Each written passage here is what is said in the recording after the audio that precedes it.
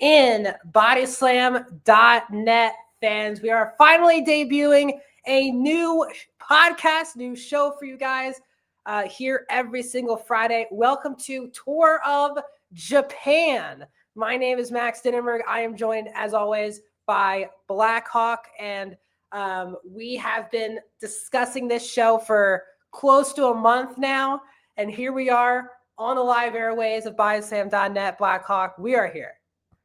Finally, about time.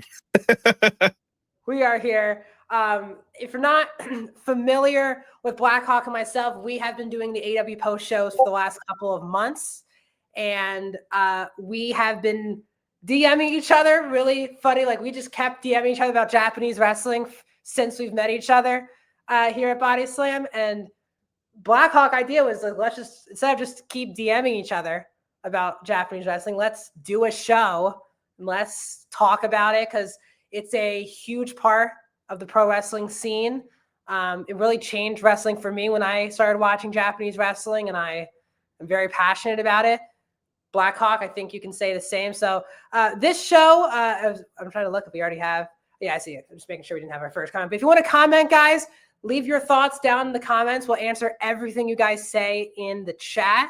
The show today, the first half of it, we're just going to be talking about, give you a little preview on what got us into Japanese wrestling, who of our favorite wrestlers of some of these promotions.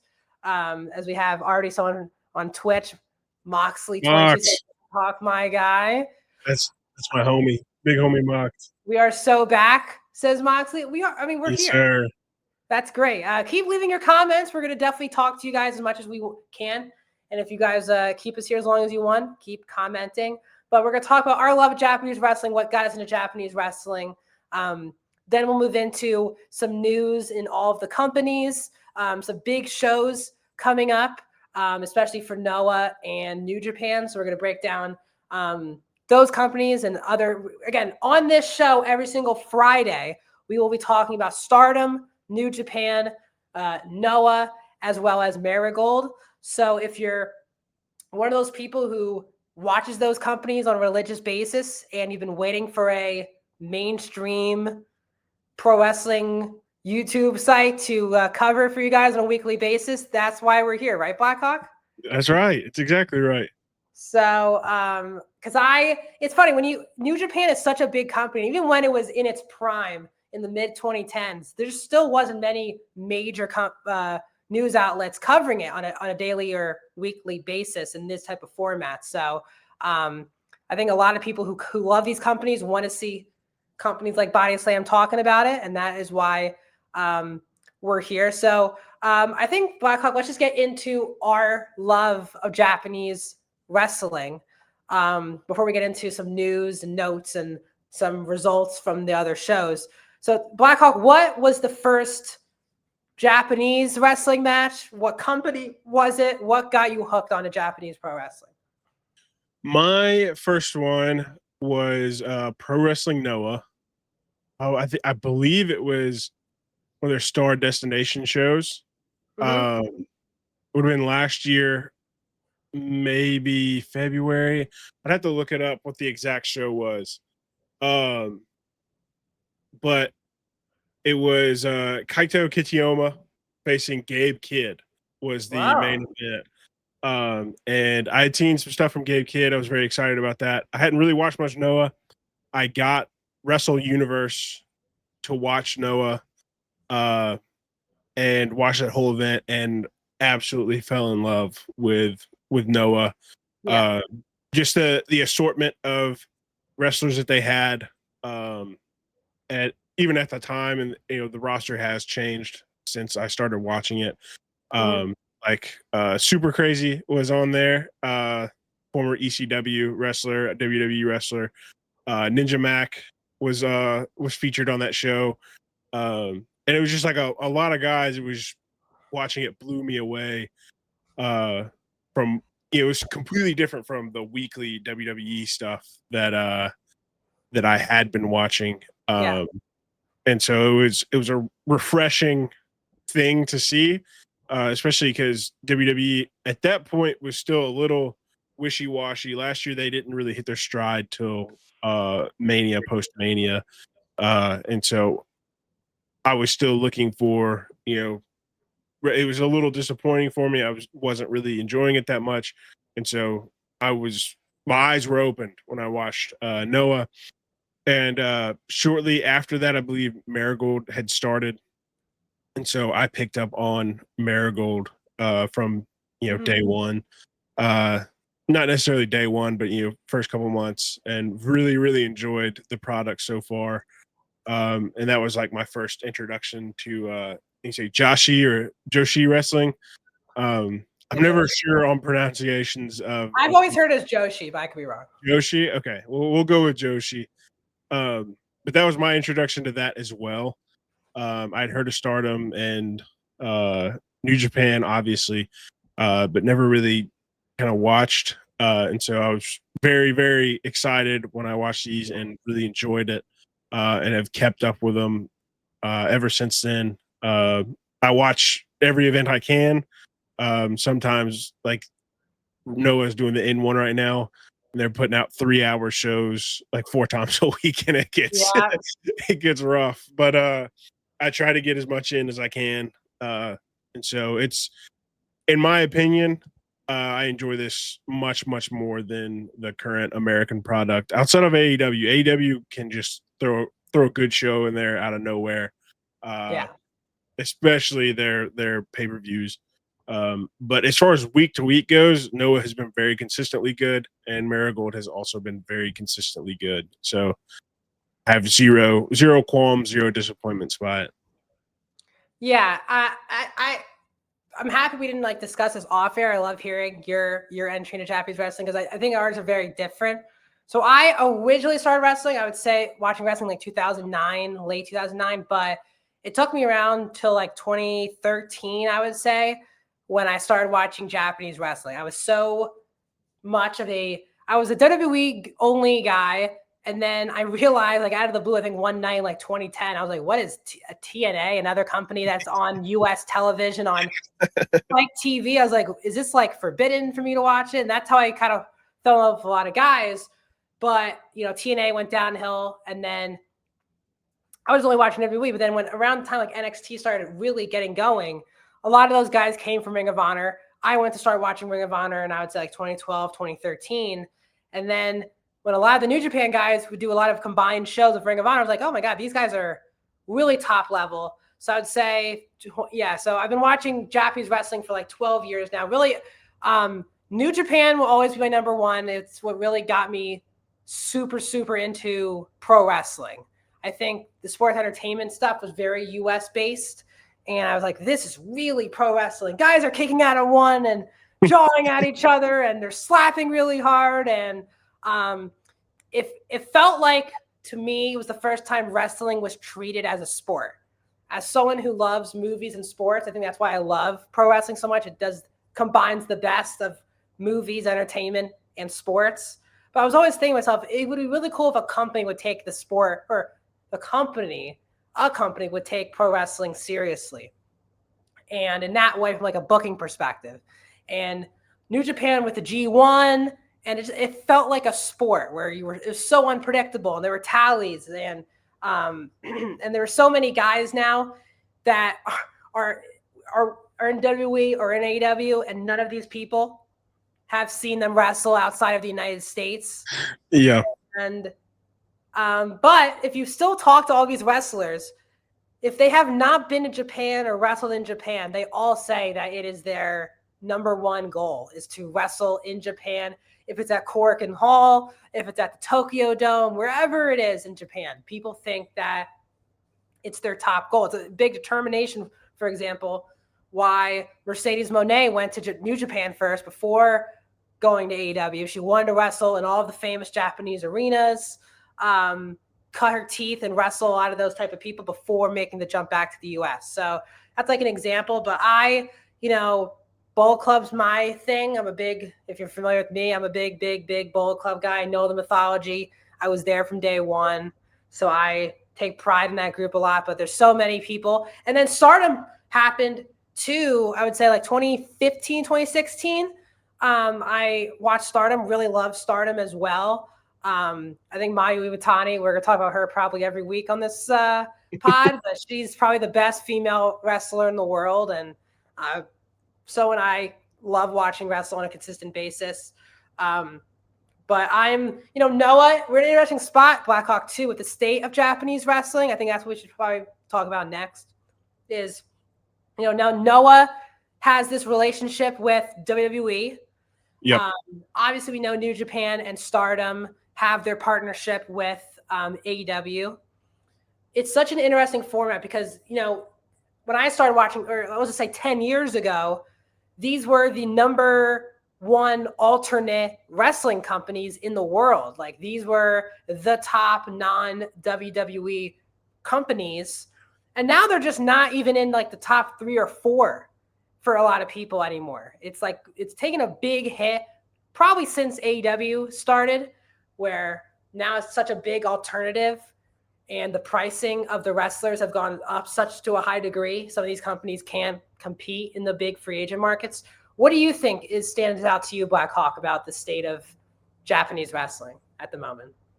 I think, especially going on my side of the Noah Marigold, WWE really hasn't exercised their partnership with either company very much. I mean, Yoshiki Inamura is in NXT, I think, still. And that's about it. Like last year they had right? They had 2 compete in the N1. I can't think of their names. Tavion. I can see their face. Yeah, Tavion Heights and I don't know if Omos was in that, or he was definitely in Noah though. No, he was. Yeah, he was part of the Generation 2000X. Yeah, one of the staples or factions, I guess you would say. But it feels like, we see AEW work with Stardom and New Japan and even CMLL, and they work really well. They work interchangeably extremely well. Everybody seems to benefit at some point from the partnerships, and it seems like the WWE Noah and Marigold partnership hasn't seen a lot of benefits on either side, really, and so it makes me wonder if they're actually still doing it or not. The only evidence we have is Yoshiki Inamura, and he might just be signed to an NXT contract now, and so it's like we really don't know. And so I think one of the reasons why we see this kind of fall is they do lose that American market. Like if WWE, Noah, and Marigold were putting on Forbidden Door events, I think we would see a lot more people tuning in, especially in stateside, for their events. And just paying attention to them week to week. Like I think New Japan, Stardom, and CMLL. CMLL probably had a lot of American stateside viewers already, just because it's in Mexico. It's not really that far, but for a lot of people, Japan is a literal world away, and so it's there's a big gap not only in distance but also in what you're going to see on TV. And I think AEW has done a good job of bringing those 2 companies up, and so if WWE could do that for Noah Marigold, I think it'd be great for them. I'm not a huge fan of WWE currently, of the current product. Just haven't been a super fan of it. But I do think it would be good, market wise, for Noah and Marigold to be part of a partnership like New Japan and Stardom. Yeah, it's especially because a lot of these women in WWE now are Japanese women. Now, again, they really came through Stardom, so they don't really have that relationship with WWE. So it doesn't feel like a homecoming situation if they sign Io or Asuka to, Marigold. You know what I mean? I think it would be better if they were the Stardom, but they don't have that dynamic at this point. Yeah, I mean, it would still be extremely exciting because they're huge names in the Japanese wrestling space, regardless if they signed with Marigold.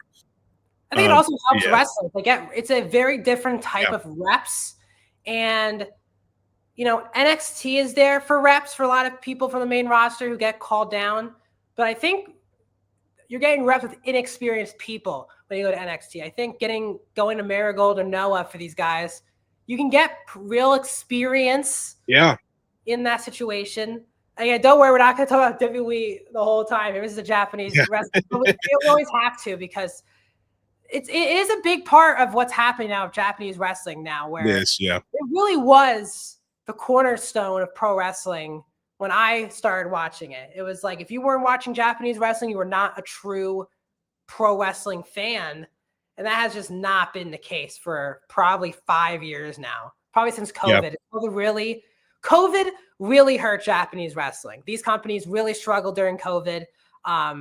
New Japan really tanked. That's someone who loves New Japan. It became hard to watch New Japan on a weekly basis because of it.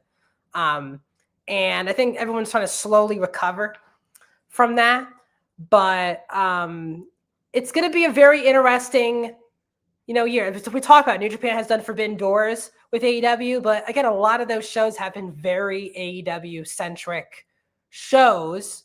And even we don't even know if there's even a Wrestle Dynasty this year again, which, even though that was a really good show last year, but that felt like a very much a New Japan show with AEW talent happened to be on the show every once in a while. So as of now, it's just the Wrestle Kingdom.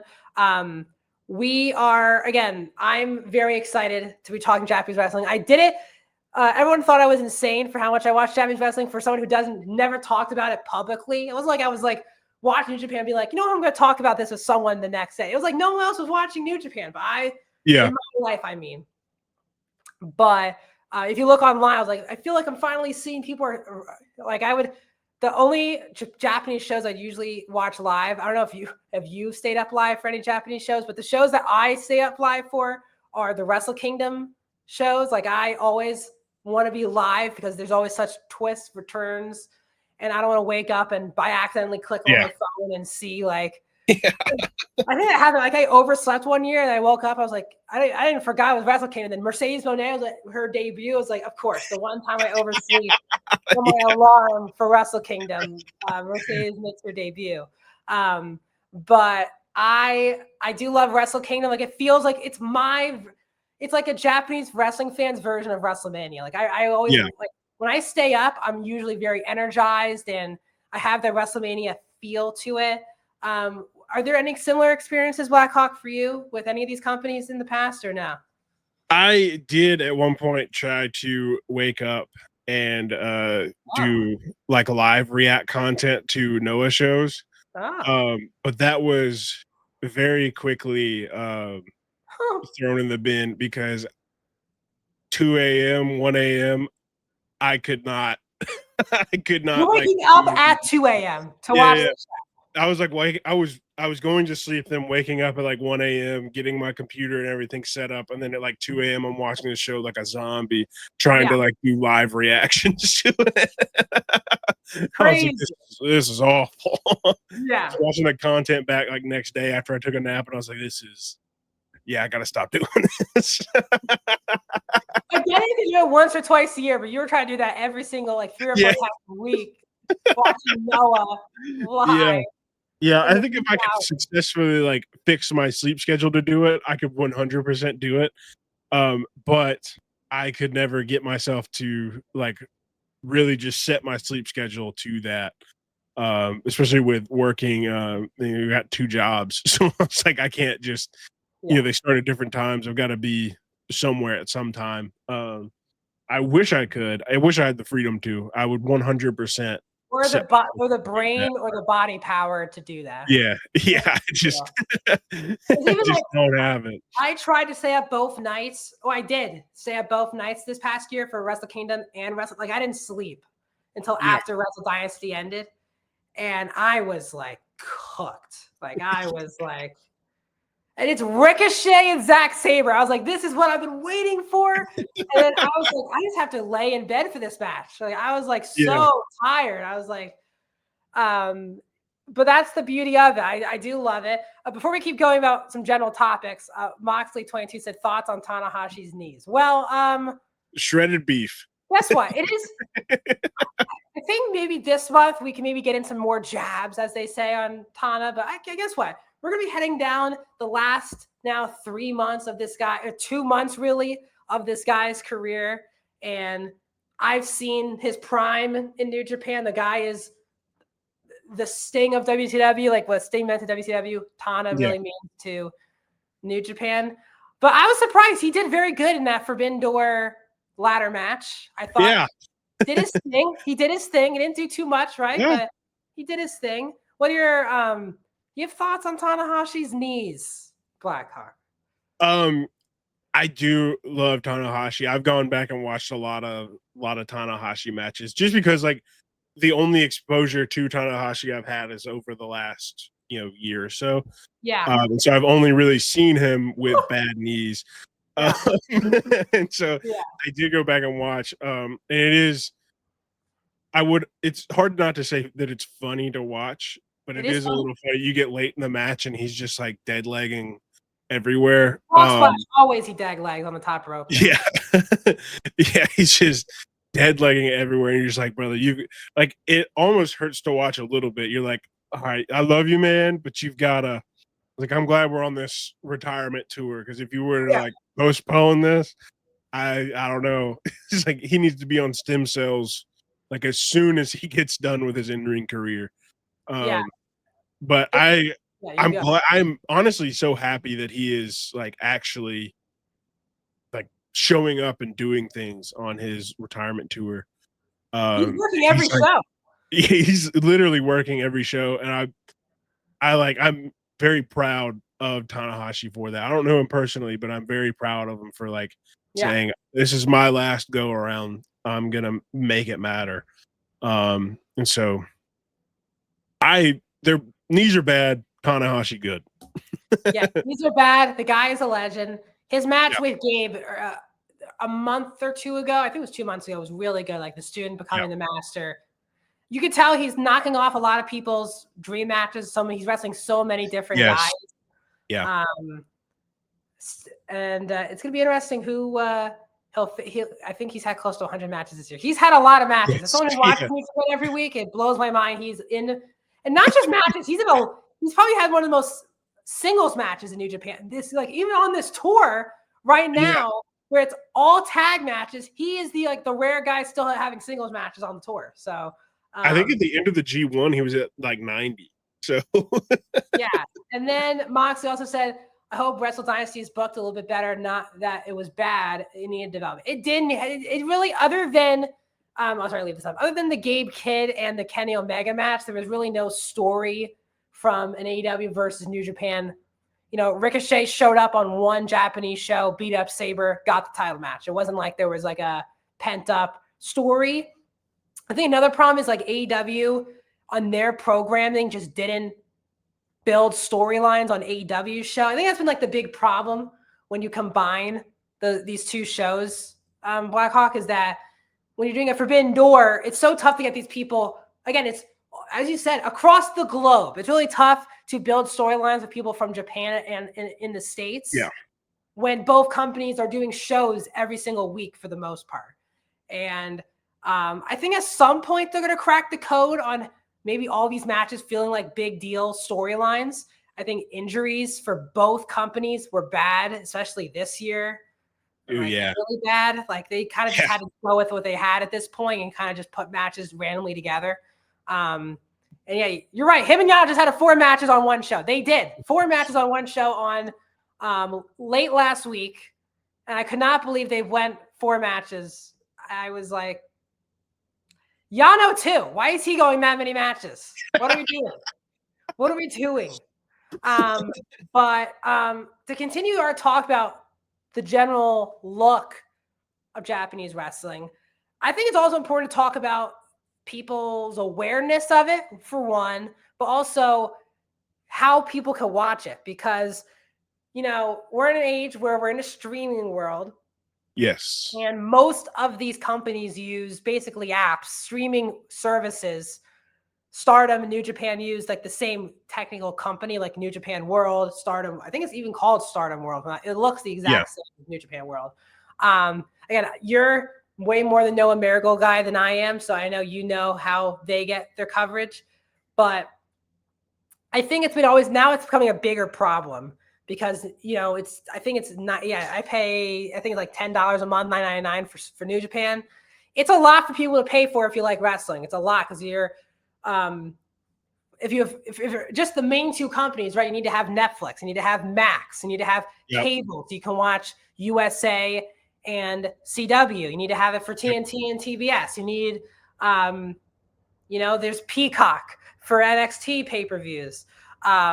It's a lot of money you're just spending on the first two promotions. And even if you like TNA now, access is not a cable channel for most people. So you need to then you're paying $10 a month for TNA Plus you need to pay for all their pay-per-views as well. Ring of Honor, you need to pay $10 a month still for Honor Club for all their TV, all of their pay-per-views. It's a lot of money to spend on wrestling. It's a ton. It's a ton of money. Like 6-7 years ago, it wasn't a problem because there was the WWE Network where you just pay $10 for all of their stuff, all of their shows. AEW wasn't a thing. So paying an extra $20 or $30 a month for other wrestling was not a big deal. But it does feel like nowadays it's a stretch for a lot of people. It's also just so much wrestling now than when these companies were in their prime. Like there wasn't a GCW that was killing it or all these other companies. So I guess talk about the awareness of the companies, the issues with, I guess, how people can get it. And do you have any ideas on how to fix it, maybe moving forward with how these companies can be more seen, I guess, maybe in the States, but just in general? I think, New Japan used to be on cable in the Access, US. Yeah. And so I feel like having the ability to be on just general cable would be huge. Huge. But I think a lot of people are just moving towards streaming services regardless. And so I don't know. I'm kind of sick and tired of the streaming services and wish we would go back to cable. I'm a cable guy too. I'm a cable person through and through. Love to go back to cable. Just because now, you break it down, you've got to spend, a double a cable bill just to be able to watch everything you want to watch nowadays.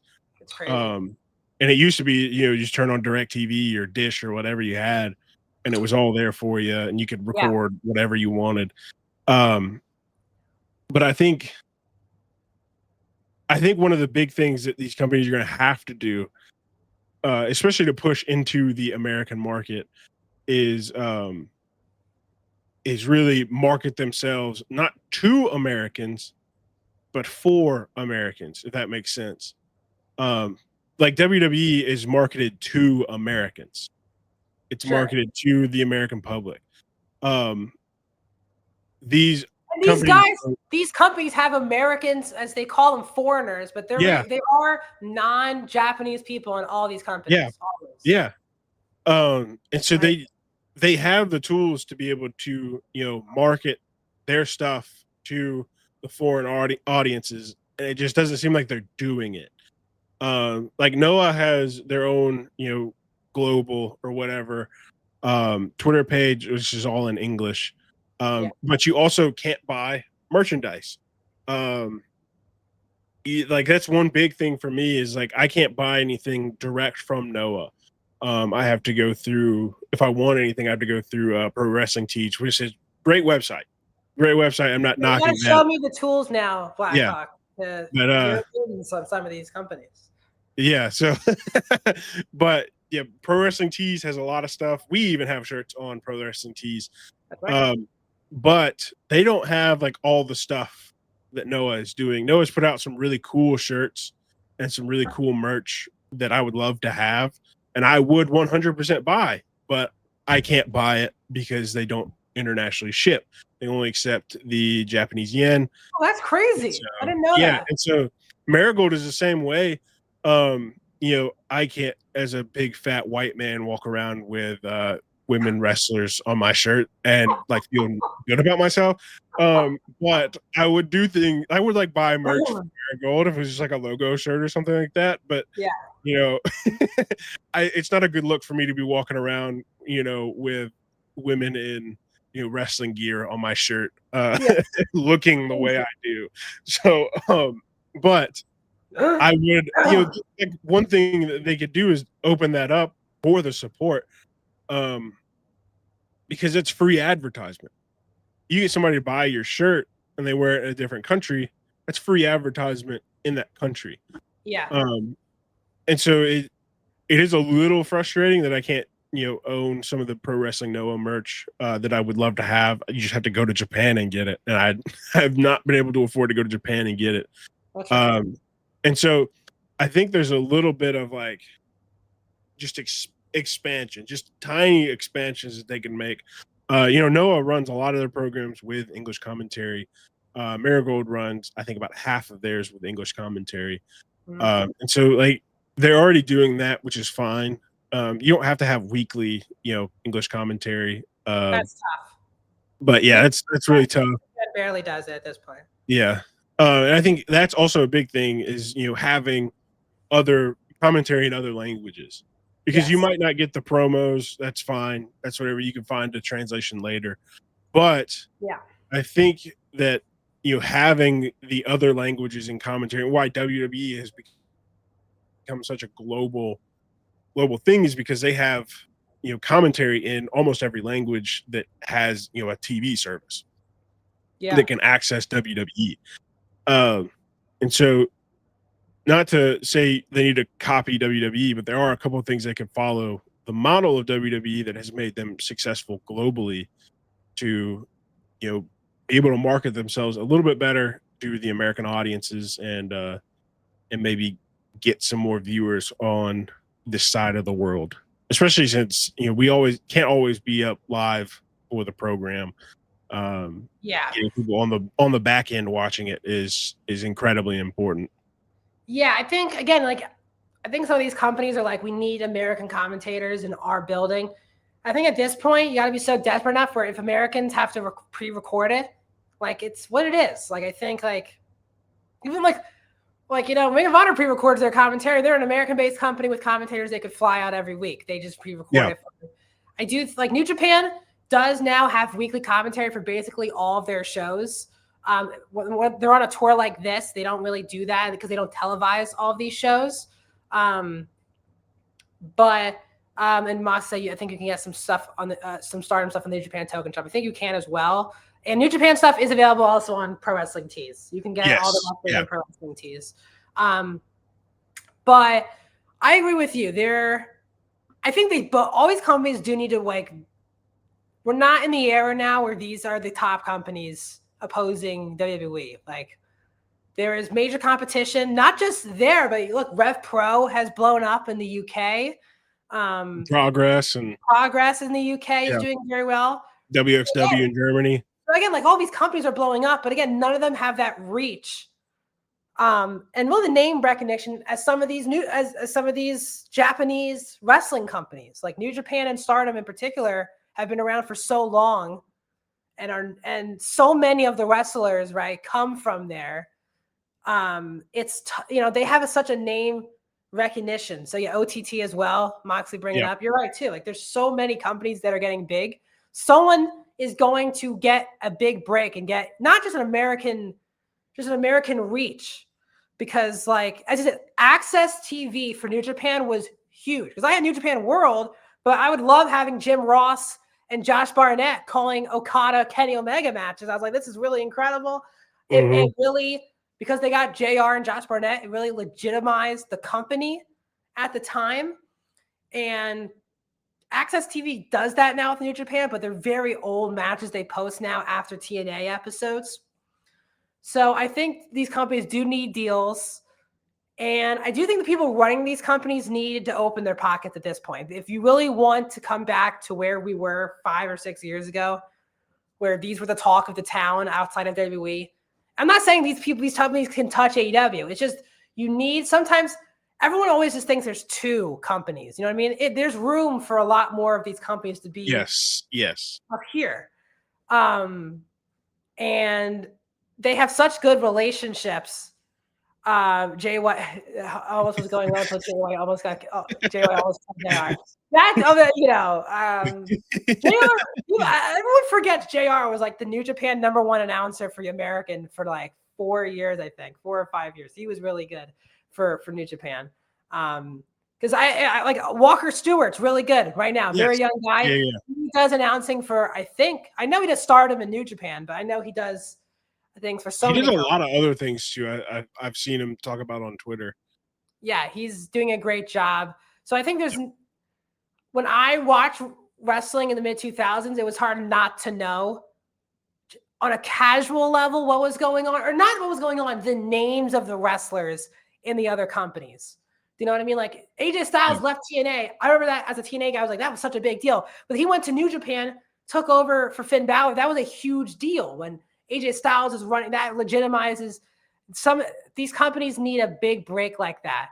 And it's gonna be very interesting to see. Do you think we're gonna get at a point again? If it's Noah, if it's New Japan, if it's Stardom, if it's Marigold, like, are we gonna get to a point where one of these companies are back, where some of these wrestlers are gonna leave some of these companies and go to be a top person at one of these other companies? I think so. I think the problem is we haven't had like the stars. That's if you the know problem. what I'm saying. I agree. I think that like there you got Tanahashi, Okada, Bushi, Omega, like Ospreay, all of them gone. Like these guys are like the company. Not to say that they are the only people in the company, but people are tuning in to watch them and then fall in love with the company because of them and the other wrestlers. And so there's a point where it feels like they're in a lull. They haven't found the next, Okada, Ibushi, Omega. Like they haven't found that next crop of young talent that can carry the company for a couple years. And so, exactly what Moxley said. She wants to stop building wrestlers for them to go wrestle somewhere else. And in this day and age, I feel like it's very hard to do. I think it's hard to do if you're a Japanese company with, like we talked about, like Kenny, for example, and Ospreay. Those are not Japanese guys. Like they are looking more likely to go into the States. But Okada was there for a very long time. He left, which I think was the right decision for him. I think there's I agree with. It's a good thought to have. Like, sure, you want to stop but I actually not to disagree with you. I think they do have the young stars, and I think I ranted to you about. Like they had a golden chance this G1 to really make some young guys stars, and they're still pushing a lot of the same people. Okay, I feel like that's more like the point that I'm like leaning towards. Just not putting in the right words. It was like they've definitely got the talent. There's no doubt that they have the talent to have these stars, but they're not making them. They're just kind of letting them be a guy. And so I do think that they really got to put the strap on somebody and let the rocket fly. And if it explodes on impact, it explodes on impact. But we've got to start putting rockets on people and got to start elevating them. Noah did that with Kaito last year. They put a rocket to him. He was at the top of Noah. Everybody wanted to fight him. And he looked great. He was incredible. And you come to this year and he's just kind of middle of the pack guy. Like last year, he was the guy. Now he's, Kaito's in a 6-man tag match again this week. Really hasn't challenged for the title, hasn't challenged for anything really. It's, is on TV. You want these guys you strap the rocket to be challenging for every piece of gold they can. I feel like we don't see that a lot anymore either. It's like, in Japan, you don't really see a lot of like repeat title defenses. But there's a point of saying, hey, we want this guy to be a star. We've gotta start putting him in front of people with gold on the line. And so WWE has the exact same problem. I feel like almost everybody has this exact same problem where they're not, strapping rockets to these young guys and allowing them to be the star that they can be. Yeah, I agree. I think I talked about it with you. It was I think New Japan specifically, they had a G1 where they had so many young guys who could have had a chance. And really, I've said it for 2 years. Like, when is Suji, for example, going to get the rocket to? Like, when is he going to be the next guy? And it was like, wow, it really felt like this would be his G1. He had Evil in the semifinals. He loses. Like, that's such a not like the booking needs to improve here for some of these companies. And if you look at, and look, we talk about superstars leaving. Look what happened with the women last year. You lost New Japan, still lost Stephanie Vaquer, for example. Stardom lost, Julia as well as and you had like other companies losing a lot of people as well. There's a lot of top talent that left at the same time. I think is like the overarching goal. And I get it, like, you don't want to build stars for them to go somewhere else, but you also need to build stars. Like, yeah, you gotta have somebody in your back pocket. Look at New Japan, right? They evolved. Like, from all these people leaving, they always had the next group person ready. Like, Ospreay was always not a star. Ospreay was very young, still is a young guy compared to most of these wrestlers in their prime. There's got to be guys in their early 20s, mid 20s, early 30s. You just have to push at this point. And again, maybe New Japan does a full reset when Tanahashi retires and they stop focusing on that era of New Japan.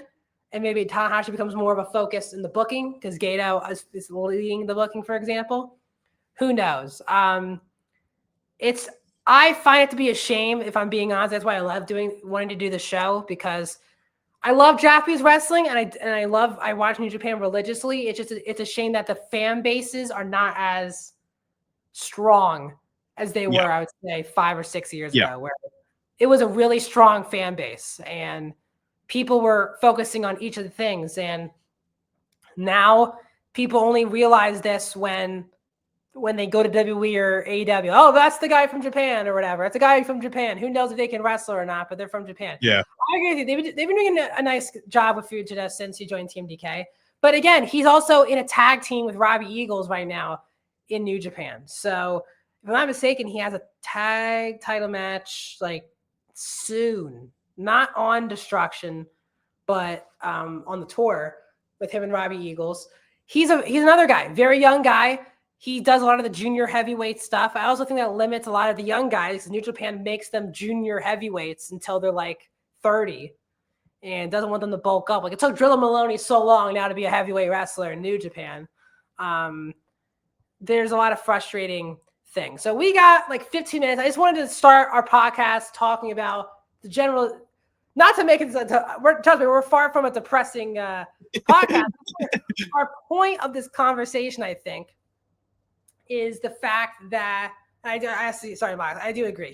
He's got to win Best of Super Juniors at some point. Like dude, like Despy again or something. Like, we got to start mixing up Best of Super Juniors either. Like, I love Despy. We're gonna talk about Despy in a little bit because he's defending the title on Wednesday against Yo. But like, come on, like, what are we doing here with the same people winning these matches? But I think the point of our conversation is we want Japanese wrestling to be a big part of the pro wrestling landscape again, where we're not trying to educate just the general fans. I think it's more than just educating stateside fans who get these wrestlers when they come over. It's about wanting people like New Japan. Like, yes, is it $10 a month? It is, but they have a really good format where if you are not watching the show live, they give you like a great way to watch the matches. Like, it says, click this show. It separates the matches by match, and you can watch whatever you want. They actually have a good plan, other than it's just tough for people to pay $10 a month for a wrestling company that's on at 2, 3 in the morning Eastern time. And I know a lot of people, like, for me with sports, I don't like watching sports. Not like, I have to watch sports live. Wrestling, I've always been cool with not watching live because half of it is taped anyway. Even like the live shows, it's much easier to watch when you're skipping through commercials. But people still feel like they need to watch wrestling live. Like, they need to be there in the moment. We also live in a social media time right? Blackhawk, where we struggle. Like if we miss a show, we go on Twitter, boom, we're spoiled. Yep. And nothing to me worse than being spoiled in wrestling. And you don't want to wake up and you forget you have to watch the show and you get spoiled of the whole show. It makes you not want to watch that show. So I think there's a lot of issues, but I think there's also plenty of chances for these companies to become major factors. So we have like 15 minutes, I would say, left here on the show. Moving forward, we're just gonna break down the current events in each of the companies starting next week. We have Noah and New Japan in particular on some pretty big tours. Blackhawk, let's start with you. Where do you want to start? We're just gonna go quick here with the companies, but where do you want to start with today?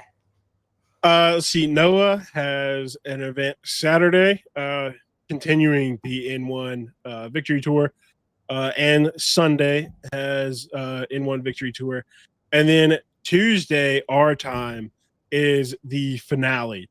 The finals of the N1 will be Tuesday, and then as far as Marigold goes, they have an event going into it's. On the way on Wrestling Universe, that's where you go to watch Noah Marigold. For those of you who didn't know, they are on Wrestle Universe. You get them, DDT, a handful of other Japanese wrestling promotions. They have an event today. Starts at like I guess 11 my time, but it's scheduled for tomorrow. They also have one on let's see, Wednesday, Thursday. See, that's it until we get back together. They're starting their Battle Heart tour 2025. So should be pretty good. I'm excited to watch this upcoming show tomorrow for Marigold. So they've got a lot of stuff going on in Japan. Noah does take a break after Monday/Tuesday, because I think it starts Monday and bleeds into Tuesday for us. And they will be off until October. So after that, it'll just be me talking about Marigold for a little bit. But that's good. The N1 is wrapping up. They are deep within it. Right now, A block leader is Kazuki Fujita, which I 100% did not expect. that was not even close to my pick. And then B block Jack Morris. And so we're in for pretty good. This still pretty tight race. They've got a handful of guys sitting at 6 in the A block, just needing 2 more points to tie Fujita. And there's really only 2 chasers for Jack Morris, with Galliano and Marufuji. And what is that guy's name? I forgot. They have one of the guys that is wrestling for them is not current member on the roster. I believe he wrestles for Progress full time. I cannot remember his name. But he has been incredible. I love watching him. But Jack Morris pretty much has this in the bag. If he can win out, Galliano loses, Jack Morris is going to the finals. But A block still has a lot that can happen. So very exciting things coming on with the N1. I'm now excited. I'll jump right in for the final. Looks like I'll jump right in for the final for Tuesday, which will be good. We'll break down the final. We'll definitely break down. We'll talk heavy Noah next week. We'll break down the final because we won't be talking that for a month probably. So we'll talk about the breakdown of that final. So again, stay tuned for next Friday. New Japan currently is on their road to destruction, which is September the 28th, if I'm not mistaken. Let me make sure I'm right. September 28th, which is a Sunday show. And then they do the road to the King of Pro Wrestling. But right now they're on the road to destruction, which is one of their big fall tours. Some of it is televised, some of it's not. Their one big last tour televised show is this Wednesday. And the two big matches are the two title matches where we have, sadly, more House of Torture title matches. Like, let's go, brother. Doki and Sho. I can't believe Doki is now a member of House of Torture. Doki and Sho defending the junior heavyweight tag titles against, as mentioned earlier by Moxley, Robbie Eagles and Kosei Fujita. And then the main event is El Desperado versus Yo for the IWGP Junior Heavyweight Championship. Despy probably should win that match. I'm not like Yo. Sho and Yo. I've always been more of a Sho person than Yo, which is a weird thing to say out loud, but it's when I started watching New Japan. But as Mox said earlier, I think everyone who watches Despy on a weekly basis also loves him with a passion. The guy is so good in the ring, and he's become like a Japanese deathmatch guy all of a sudden, like the last 2 years. Like each of the Japanese companies are like, we want Despy in a barbed wire death match. I'm like, wow, like out of all the people, like he has become like a death match savant now. He's good at it. So like, why not? But next Friday, we'll do a whole preview for Destruction, their big pay-per-view in Kobe. Zack Sabre and Narita, Shingo Takagi, Gabe Kidd, Yota Tsuji, David Finlay, tons of title matches, 3 title matches on the show. Tanahashi versus Great-O-Khan. Finally, maybe the last time it's Tanahashi and Great-O-Khan. We will see, but we're going to break down for sure next week the N1 finals, what happened on New Japan on Wednesday, and then really previewing Destruction, which is the biggest show we can talk about. But as someone who, I guess, I think this is a great show because you're going to help educate me on Noah and Marigold. Like, I'm very much the casual Marigold Noah person. Like, I kind of at times know what's going on, but I really need to dig in and grit my teeth into it. And also, it's the opposite. Like, I am someone who watches New Japan and Stardom on a very consistent basis. Stardom for me is a lot tougher because I don't pay for both streaming. Again, it's so many services I pay for where I'm like, I can't just pay for all of these apps. But do you have any thoughts on New Japan, I guess, leading into Destruction, or we'll just settle things? We can talk about more next week. I just wanted to see if you had any inkling. Not yet. I have been really gritting my teeth on the N1. I get it. We've been running a ton of events, and they're all running at like 3 hours. I want to give you credit as someone who is not a big New Japan avid watcher. You did your job during the G1. I want to give you all the credit. I know that we didn't have this show obviously it would have been amazing if we had this show while we were talking about the G1. Yeah. But you watched the G1. We were texting about it every day, so I want to give you fully credit for. First full G1. I gritted my teeth through the whole thing. I'm sad to say that was your first G1 because that was one of the worst G1s of my lifetime covering or watching New Japan. So, it make you hate the product. That's good.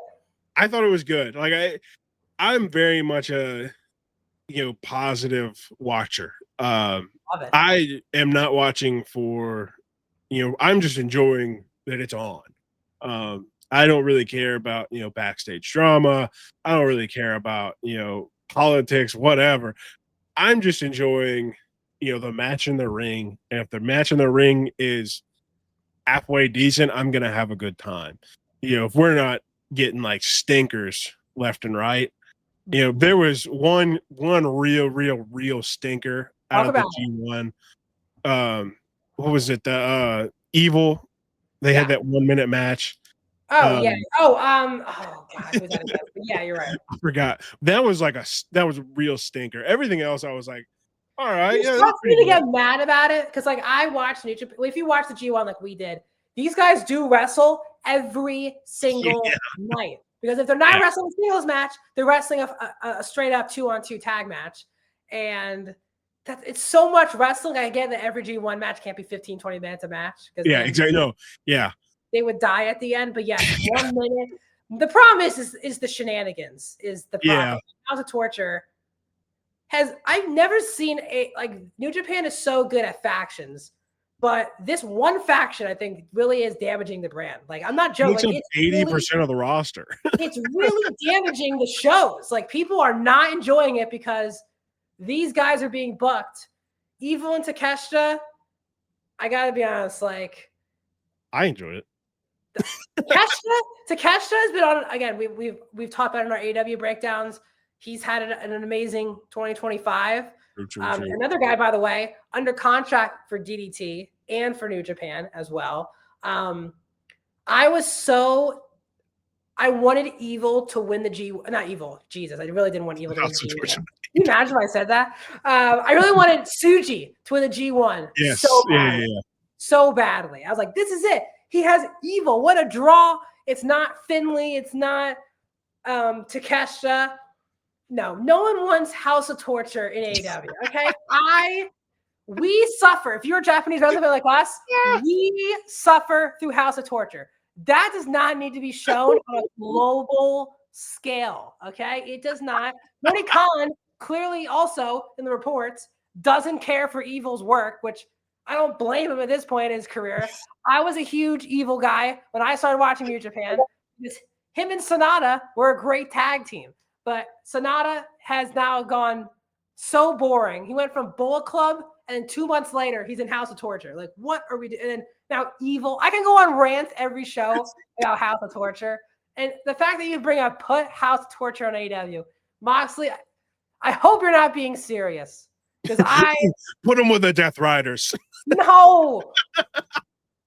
Everyone, like I watch Raw, okay? I cover Raw for Bodyslam for social media every week.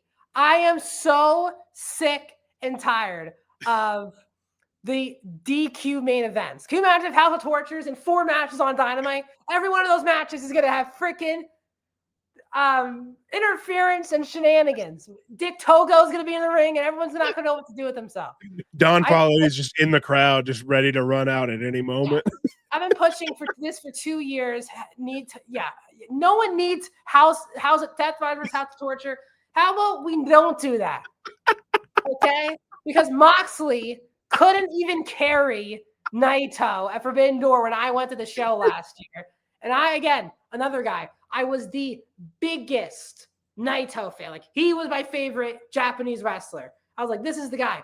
I am so embarrassed what happened with him his last year, to a point now where no company signed him. He is a free agent right now. He's under no contract.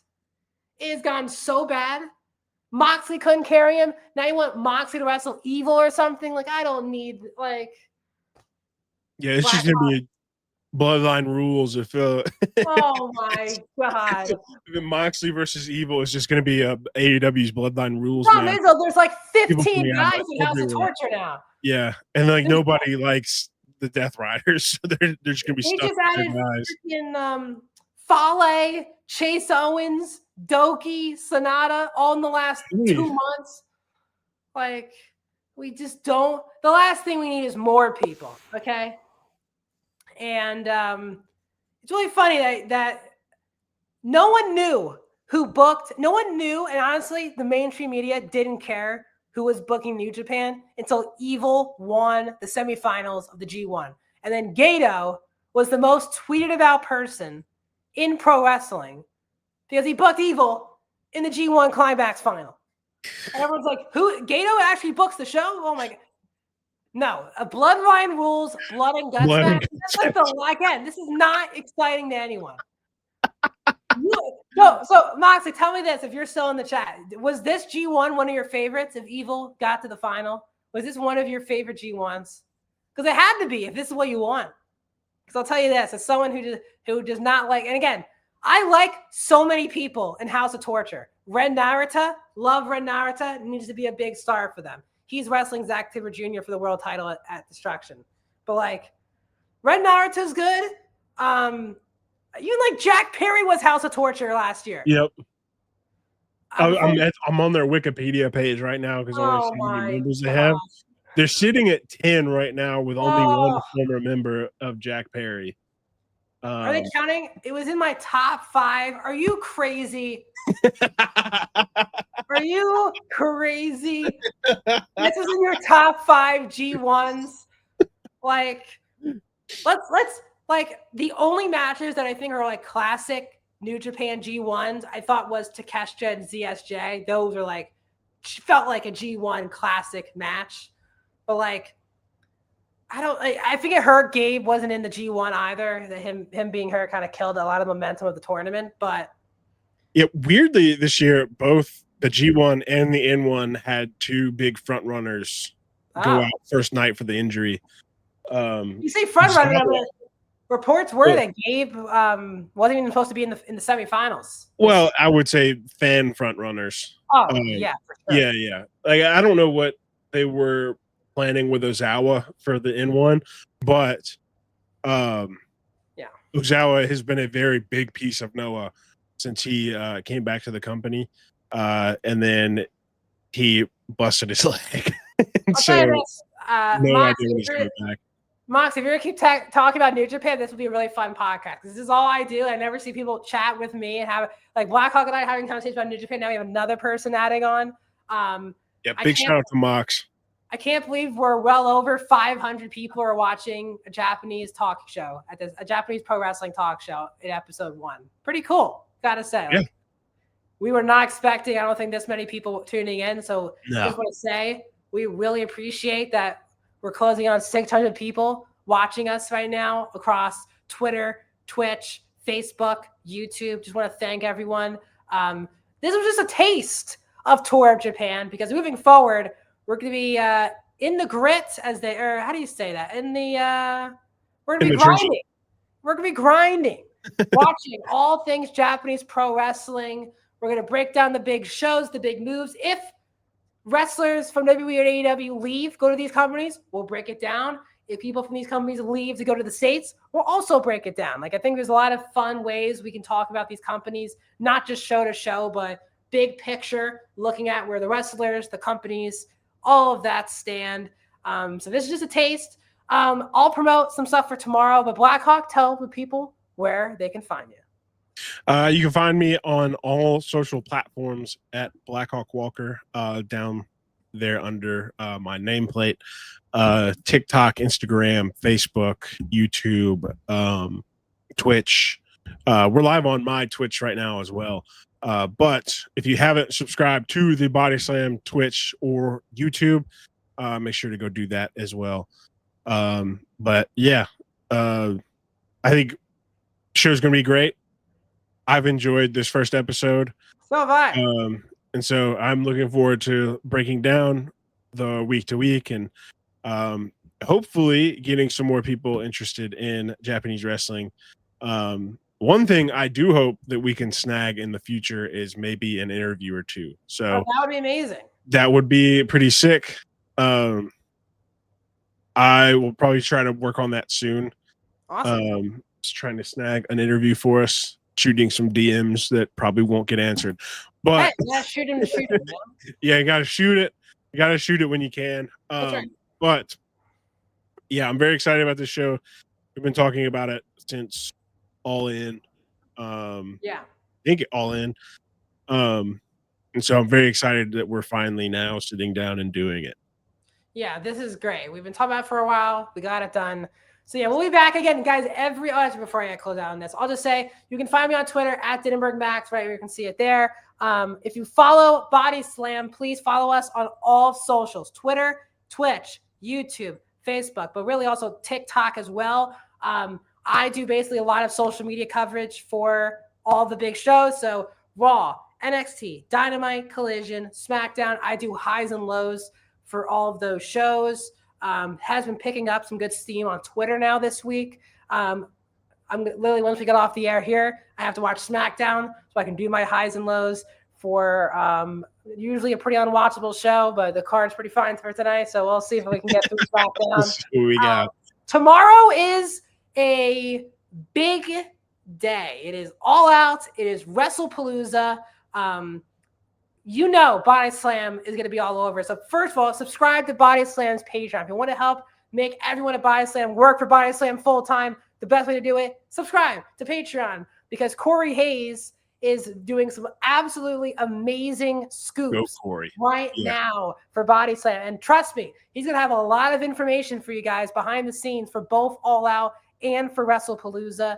So if you want to subscribe, get some know-how information before your friends know or anyone else knows, please. It really helps not just you get your information quicker, it helps everyone at Bodyslam in the overall future. We've been getting a lot of subscribers based on the pay-per-view. So if you want to get the know-how on your two favorite companies, the Patreon helps. But YouTube, I am going to be back on for, we are saying 2 hours. We could probably be on for longer Yes. than 2 hours because Rami and myself are doing a mega post show.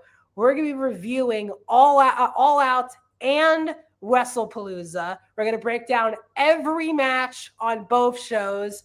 I don't know how we're going to take 2 hours on it at 10 o'clock at night or 10:30 at night probably. Or maybe it's going to be 11 with these ESPN. Who knows how long this pay-per-view will go until. We could be up until Sunday morning, but we want you guys to join us because I don't love competition in this way when we have to watch these big shows basically back to back or at the same time. But this is when it's fun, when you get to see us going crazy over pro wrestling, watching both shows and loving every bit of it. So join us tomorrow. As of now, 10:30 Eastern should be the time we hop on for a post show with Rami and myself. Again, we're going to break down WrestlePalooza. We're going to break down All Out. And again, this show, Tour of Japan, will be on Bodyslam's Twitter and YouTube and Twitch, among other things, every single Friday at 7 p.m. Eastern Standard Time. We're going to lead you right into SmackDown basically every single week. I think it's a good time to get to recap the week in Japanese wrestling, preview the week ahead. So every Friday, 7 o'clock, come back here because Blackhawk and I are going to have to discuss, and you might see me rant more about I feel like we will talk about House of Torture a lot, to your own dismay. Yeah, we have a lot of Moxley 22 is want to say thanks for being so awesome in the chat today. Really loved having shout out Mox. Yeah. One of the homies from when I was doing a lot of content. So yeah. Glad he's back around. It's good to see you, buddy. Yeah, thanks. It always helps us that we're not just talking to ourselves, we're talking to you guys, the fans. And because that's what we're making this for us to have a pro wrestling conversation. Yeah, it's fun if Blackhawk and I just do this to ourselves, but it's also better if we have people commenting like you. So I just want to say thank you so much. So again, I'm Max Emmerich. That's been Blackhawk. Thank you guys so much for joining us for episode 1 of Tour in Japan. Oh, thank you. Oh, thank you. Oh, thank you. No.